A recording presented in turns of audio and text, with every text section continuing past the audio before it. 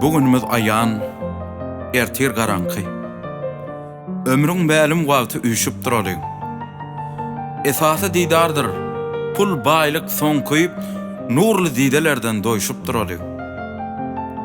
Degişip, gülüşip, pursaty datlap, günnelik gussalaň üstünden ätläp, öňümüz mazardyr geçeni ýatlap, käme hal bärrägem üýşüp duraly.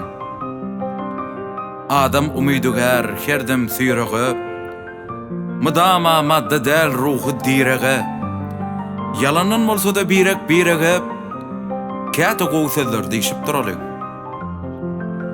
Baýymyzyň pälin pessen gözäliň, ejizleriň ejizlerini düzäliň, başarmasak değişmesi sözläliň, bir-biriň öňüne gaýşyp duraly.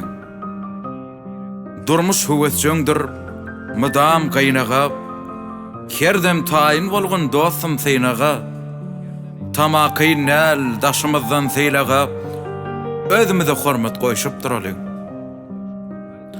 Tapawdy ýokdur akmagyň welin, bizi tanış etdi, hak asman zemin.